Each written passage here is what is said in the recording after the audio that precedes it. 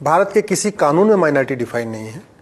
इसके बावजूद 1993 में माइनॉरिटी कमीशन बन गया, 2006 माइनॉरिटी अफेयर्स मिनिस्ट्री भी बन गई, तो सब कुछ चल रहा है। माइनॉरिटीज़ को स्टाइपेंड भी जा रहा है, माइनॉरिटीज़ को बहुत सारी योजनाएं भी चल रही हैं, लोन अलग जा रहा है, एजुकेशन लोन, बहुत सारी चीज़ें चल रही हैं। लेकिन जो बेसिक चीज़ है कि माइनॉरिटी है कौन, who is minority, who is majority, that is not defined.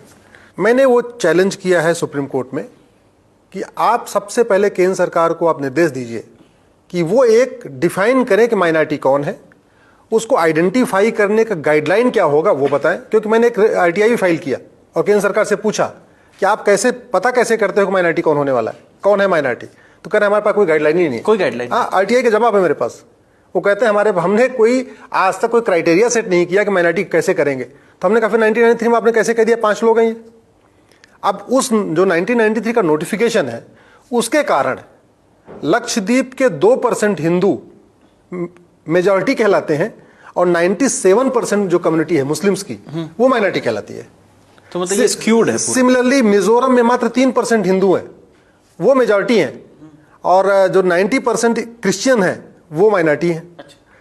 Nagaland में मात्र 8% हिंदू हैं, वो मेजॉरिटी, और 90% क्रिश्चियन माइनॉरिटी। मेघालय में मात्र 11% हिंदू।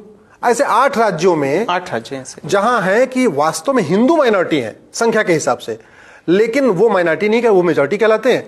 और जो कम्युनिटी 90%, 95%, 80%, 85% है वो माइनॉरिटी कहलाती है।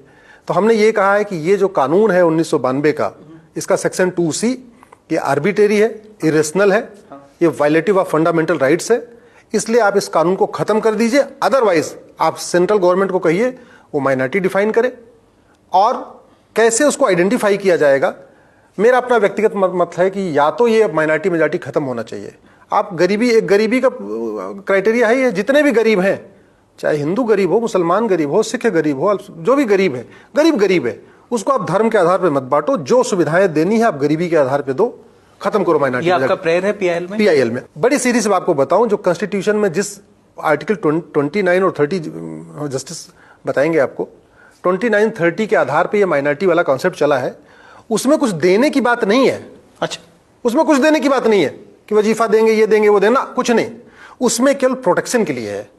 वो 29, 30 कहता है religious and linguistic, not religious और linguistic and linguistic minorities. Yes, religious and, मतलब भाषा के आधार पर भी भाषा और धर्म दोनों के आधार पे माइनॉरिटी हो।